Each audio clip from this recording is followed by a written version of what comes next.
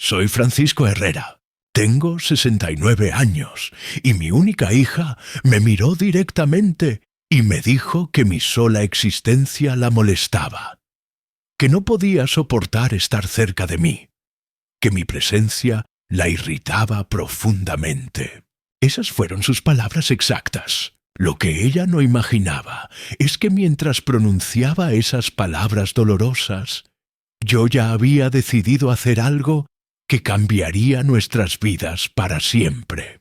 Iba a vender todas mis pertenencias, partir sin avisar y dejarla con la incógnita eterna.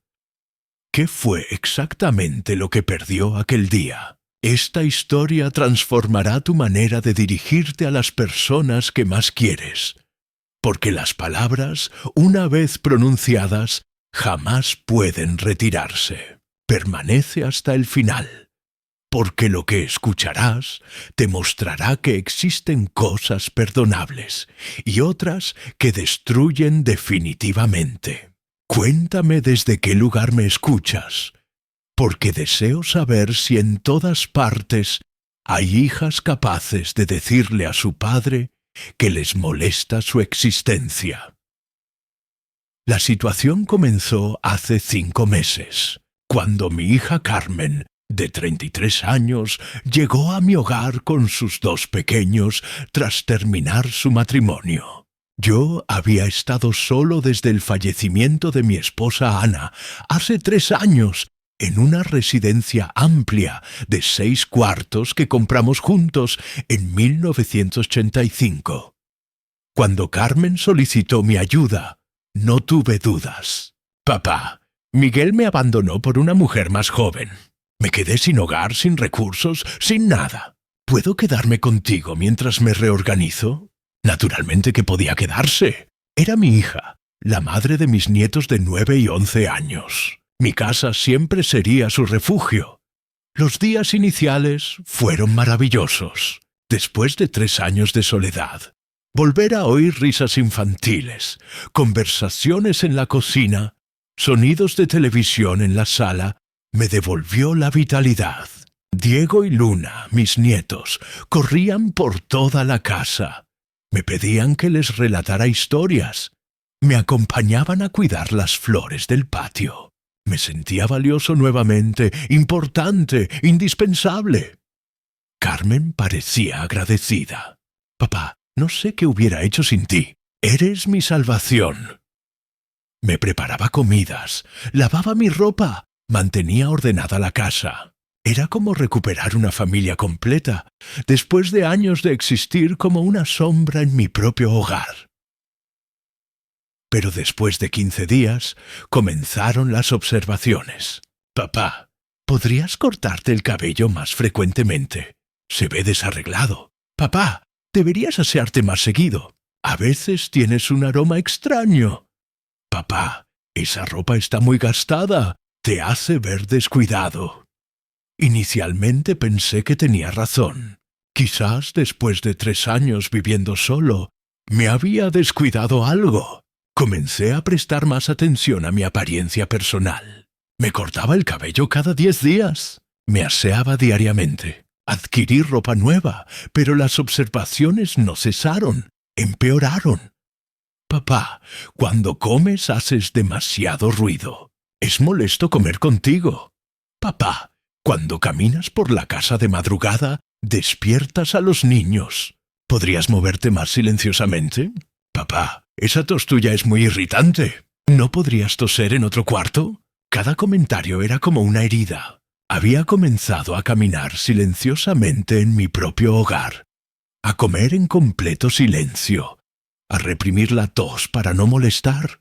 Me estaba convirtiendo en una sombra por segunda ocasión, pero ahora por causa de mi propia hija, una tarde, mientras yo estaba en el patio cuidando los jazmines que Ana había sembrado años antes, escuché a Carmen conversando por teléfono con su hermana, mi otra hija que reside en Chile. Sí, Lucia, estoy viviendo con papá, pero es terrible. No sabes lo que significa convivir con una persona mayor. Todo de él me irrita. No me percataba cuando era pequeña, pero ahora que estoy aquí constantemente me doy cuenta de que papá se ha vuelto molesto. Tiene un olor particular. Hace sonidos desagradables. Tiene costumbres de anciano que me producen disgusto. Molesto, desagradable, disgusto. Mi propia hija hablaba de mí como si fuera un ser enfermizo. No sé cuánto tiempo más podré soportar vivir aquí, pero no tengo más alternativas, al menos hasta conseguir empleo y poder rentar algo. Me estaba utilizando. Me estaba tolerando porque no tenía otra opción, no porque me amara o respetara. Esa noche no pude conciliar el sueño. Permanecí despierto reflexionando sobre las palabras de Carmen. ¿Realmente me había vuelto molesto? Era tan desagradable convivir conmigo. Me levanté y me observé en el espejo del baño. Vi a un hombre de 69 años, delgado, con líneas de expresión, con marcas de la edad en las manos, con cabello blanco y escaso. Un anciano. Eso era lo que veía mi hija cuando me miraba. Un anciano molesto. A la mañana siguiente, intenté conversar con Carmen. Hija, ayer te escuché hablando por teléfono. Si mi presencia te molesta tanto, quizás sea mejor que busques otra alternativa. Me miró con expresión de sorpresa, como si no pudiera creer que yo hubiera escuchado su conversación privada. Papá, no era mi intención que escucharas eso. Solo me estaba desahogando con Lucía. Pero es lo que realmente sientes, ¿verdad? Papá, sabes que te amo mucho. Es solo que, bueno, convivir es complicado para todos. Estamos atravesando un periodo de adaptación. Licenciado, mi hija me dijo que soy molesto, que mi presencia le causa disgusto. ¿Usted qué haría en mi lugar? Entiendo su dolor, don Francisco, pero tal vez su hija solo estaba pasando por un momento difícil. La separación, los niños, la presión económica. Licenciado, una persona puede decir muchas cosas cuando está presionada, pero cuando alguien te mira a los ojos y te dice que le causas disgusto, eso sale del corazón. Eso no se puede fingir. ¿Y qué quiere hacer exactamente? Quiero vender todo, la casa, las propiedades, sacar todo el dinero del banco y después quiero desaparecer sin dejar rastro. El licenciado Morales se quedó callado durante un rato prolongado. ¿Y a dónde piensa irse? A cualquier lugar donde un anciano molesto pueda vivir en paz, licenciado, lejos de hijas que lo ven como algo desagradable. Y el dinero de las ventas va a venir conmigo, licenciado, para mi nueva vida. Durante las siguientes 2 semanas puse en marcha el plan más elaborado de mi vida. Contraté a una inmobiliaria discreta para que vendiera las propiedades. Les dije que era una venta urgente, que aceptaría ofertas por debajo del precio de mercado con tal de cerrar rápidamente. En 12 días había vendido todo. La casa donde vivíamos la vendí por 230.000 $. Las 2 propiedades las vendí por $115.000 cada una. Saqué todos mis ahorros del banco. En total tenía $640.000 en efectivo. Una fortuna que me iba a permitir vivir cómodamente el resto de mi vida en cualquier lugar del mundo. Mientras tanto, Carmen no notaba nada extraño. Yo seguía comportándome como el anciano molesto de siempre, tratando de no molestarla con mi presencia desagradable. Ella seguía evitándome, hablándome lo mínimo indispensable, alejando a los niños de mí. Una tarde, mientras ella estaba en una entrevista de trabajo, aproveché para conversar con mis nietos. Diego, Luna, el abuelo los quiere mucho. Quiero que se acuerden siempre de eso. ¿Por qué nos dices eso, abuelo?, me preguntó Luna con sus 11 años. ¿Te vas a morir? No, mi amor, no me voy a morir, pero el abuelo tal vez tenga que irse de viaje por mucho tiempo. ¿A dónde te vas, abuelo?, me preguntó Diego. No sé todavía, Diego, pero quiero que sepan que ustedes son lo mejor que me pasó en la vida. Les di a cada uno un sobre con $5.000 en efectivo. Esto es para cuando sean grandes. Es un regalo del abuelo molesto. Abuelo, ¿por qué te dices molesto? Nosotros no pensamos que seas molesto. Lo sé, mis amores. Ustedes me ven con ojos de amor, pero hay gente que me ve con otros ojos. El martes pasado era el día elegido para mi desaparición. Carmen había conseguido trabajo en una oficina administrativa y empezaba esa misma mañana. Los niños tenían clases hasta las 6 de la tarde. Tenía el día entero para ejecutar mi plan sin interferencias. A las 9 de la mañana, después de que se fueron todos, llamé a una empresa de mudanzas. Necesito que vengan hoy mismo a retirar algunos muebles. Les dije que se llevaran solo las cosas de valor: el televisor grande, el equipo de sonido, la computadora, algunos electrodomésticos costosos. El resto lo dejé para que Carmen entendiera el mensaje. A las 11 de la mañana, los de la mudanza se habían llevado todo lo que yo quería. A las 12 llegó un taxi que me esperaba para llevarme al aeropuerto. Tenía una maleta con ropa para una semana y un bolso con $60,000 distribuidos en billetes de diferentes denominaciones. Antes de irme, dejé una carta sobre la mesa de la cocina. Una carta que había escrito y reescrito 15 veces hasta que quedó perfecta. La carta decía: Carmen, como me dijiste que mi presencia te causaba disgusto, decidí regalarte lo que tanto deseabas, mi ausencia permanente.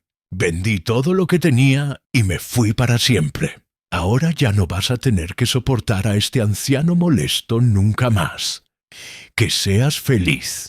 Tu padre desagradable. A la 1 del mediodía ya estaba en el aeropuerto esperando mi vuelo a Barcelona. Había elegido España porque era el lugar más fácil para desaparecer. Con mi dinero podía comprar una nueva identidad, rentar un departamento, vivir cómodamente sin que nadie me encontrara jamás. Durante el vuelo me sentí libre por primera vez en meses. Ya no era el anciano molesto que tenía que caminar silenciosamente en su propia casa. Ya no era el abuelo al que alejaban de sus nietos. Era Francisco Herrera, un hombre de 69 años con $640,000 y el resto de su vida por delante. Llegué a Barcelona a las 10 de la noche.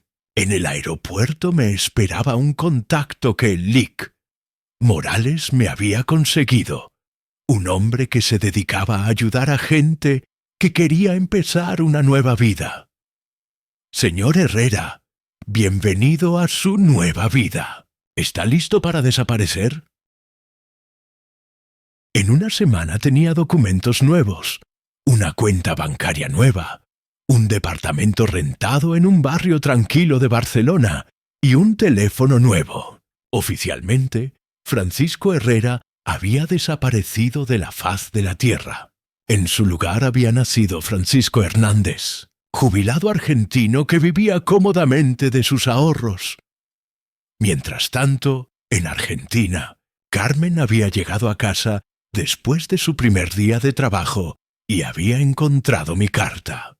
Mi hermana Gloria me contó después que Carmen la había llamado gritando histéricamente: «Tía Gloria, papá desapareció. Se llevó cosas de la casa y dejó una carta diciendo que se fue para siempre». «¿Y qué decía la carta exactamente?», le preguntó Gloria a Carmen. Le leyó mi carta completa. Gloria se quedó callada durante un rato largo. «Carmen, ¿vos realmente le dijiste a tu papá que te causaba disgusto?». «Sí, pero fue en un momento de enojo. No lo decía en serio». «Carmen, tu papá es un hombre orgulloso. Si se fue es porque está muy lastimado». «Tía, ayúdame a encontrarlo. No puede haber ido muy lejos. No tiene mucho dinero». «¿Vos sabes cuánto dinero tenía tu papá?». «No mucho, tía. Una jubilación, algunos ahorros». Gloria se rió amargamente. «Carmen, tu papá tenía esta casa que vale una fortuna, 2 propiedades que rentaba y ahorros que vos ni te imaginás. Si se fue con todo. Y si vendió las propiedades, debe tener cerca de $1.000.000. Carmen se desmayó. Literalmente se desmayó cuando Gloria le dijo cuánto dinero había perdido por llamarme molesto. Cuando se despertó, empezó a llorar desesperadamente. Tía, yo no sabía que papá tenía tanto dinero.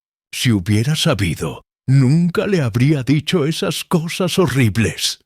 Carmen, el problema no es que no sabías que tenía dinero.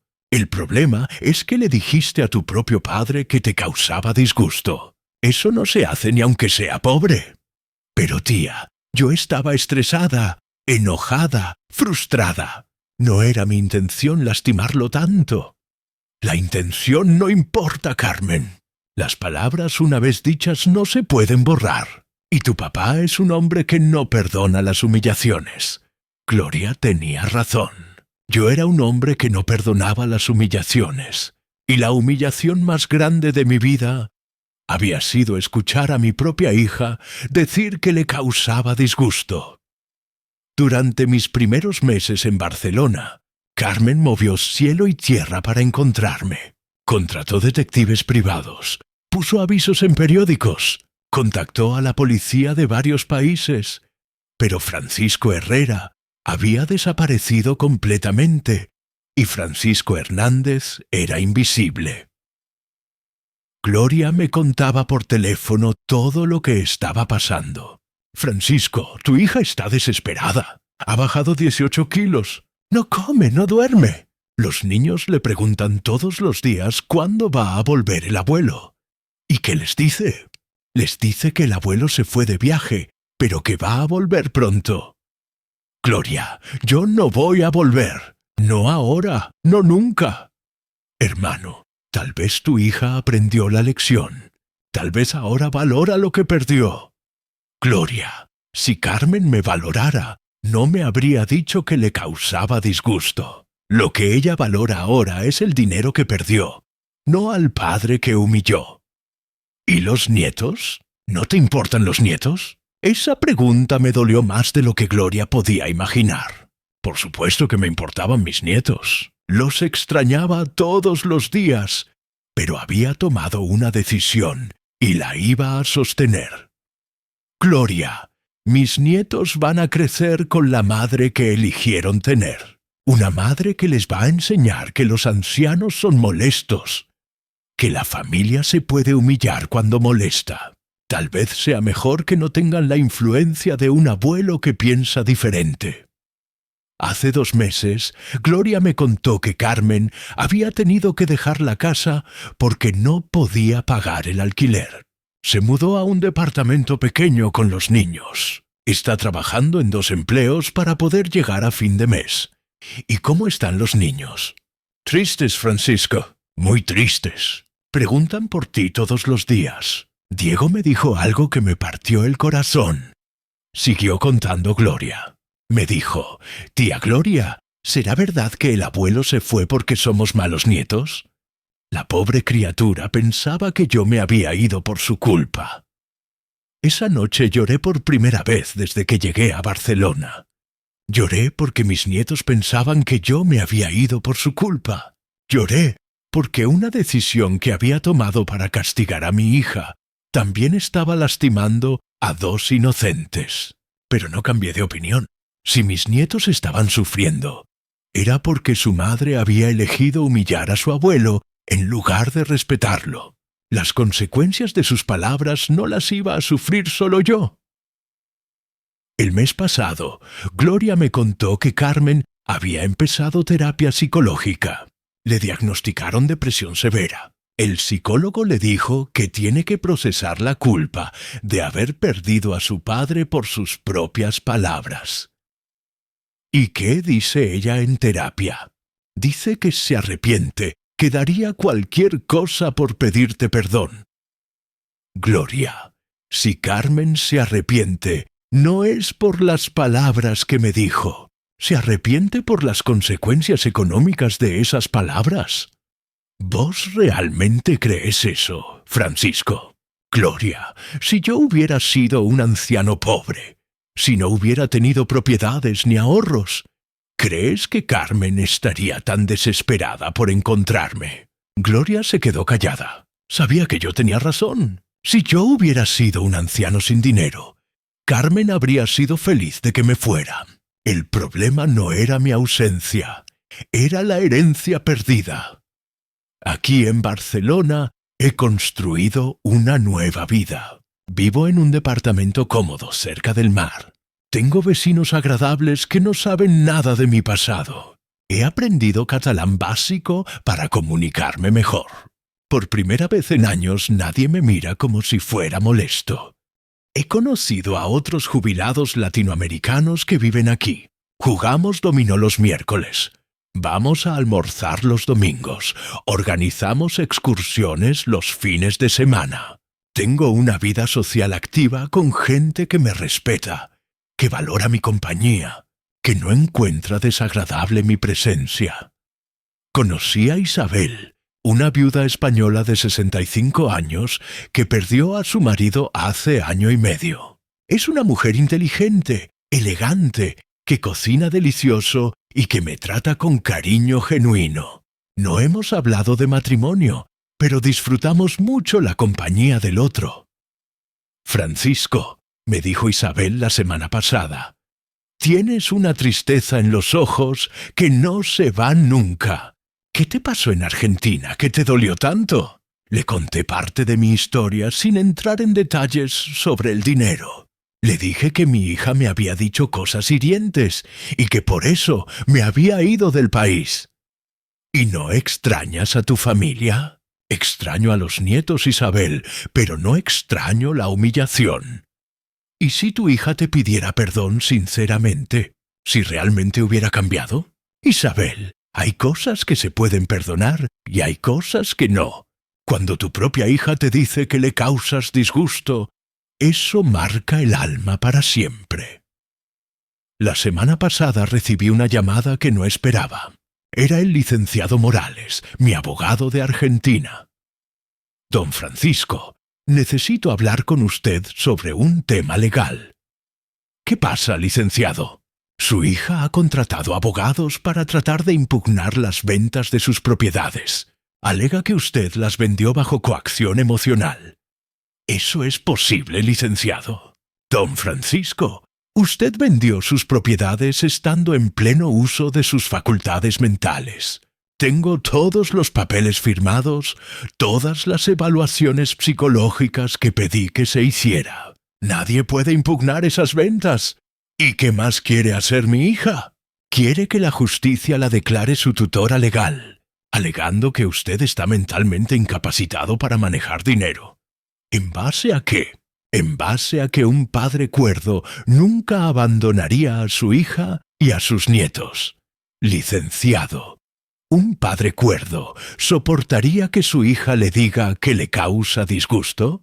Por supuesto que no, don Francisco, pero su hija está desesperada. Ha perdido su casa. Está trabajando en 2 empleos. Los niños están en terapia psicológica. Está haciendo cualquier cosa para recuperar el dinero. Que haga lo que quiera, licenciado, pero no va a conseguir nada. Ayer Gloria me llamó con una noticia que me sorprendió. Francisco, Carmen se mudó otra vez. Ahora vive en una pensión con los niños. ¿Una pensión? Sí, hermano. No puede pagar el alquiler del departamento. Los niños están faltando al colegio privado, porque no puede pagar las cuotas. ¿Y cómo están ellos? Mal, Francisco, muy mal. Diego me preguntó si te moriste y por eso no vuelves. Luna no habla casi nada desde que se mudaron a la pensión. Gloria, yo no elegí que mis nietos sufrieran. Carmen eligió humillarme, sabiendo que tenía hijos que dependían de mí. ¿Y no hay nada que pueda hacer Carmen para que la perdones? Gloria, ¿tú perdonarías a alguien que te dijera que le causas disgusto? ¿A tu propia hija? No sé, hermano, es muy doloroso lo que te hizo. Entonces, ¿entiendes por qué no puedo perdonarla? Esta mañana, mientras tomaba café en el balcón de mi departamento mirando el mar, pensé en todo lo que había pasado en estos 7 meses. Mi hija había perdido su casa, su estabilidad económica, su tranquilidad. Mis nietos habían perdido su colegio, su hogar, su abuelo. Yo había perdido mi familia, pero había ganado mi dignidad. Valía la pena que dos niños inocentes sufrieran por las palabras crueles de su madre. No lo sé.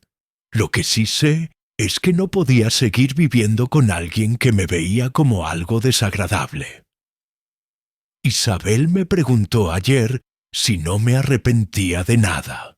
Francisco, ¿no te arrepientes de haberte ido tan lejos? ¿No te arrepientes de haber cortado todo contacto con tu familia? Me arrepiento de muchas cosas, Isabel. Me arrepiento de haber criado una hija capaz de decirle a su padre que le causa disgusto. Me arrepiento de no haber puesto límites antes. Me arrepiento de haber tolerado humillaciones. Pero no me arrepiento de haberme ido. Me arrepiento de no haberme ido antes. ¿Y si tu hija viniera aquí a Barcelona a pedirte perdón? Isabel, mi hija no sabe dónde estoy, y aunque lo supiera, ya es demasiado tarde. Hay palabras que matan el amor para siempre, y las palabras que ella me dijo fueron de esas. Hace una semana recibí una llamada que me cambió todo. Era Gloria, pero esta vez llorando. Francisco, tengo noticias terribles. Diego está en el hospital. ¿Qué le pasó a mi nieto? Se intentó suicidar, hermano. Se cortó las muñecas con una navaja. Se me cayó el teléfono de las manos. Mi nieto de 11 años había intentado quitarse la vida. Gloria,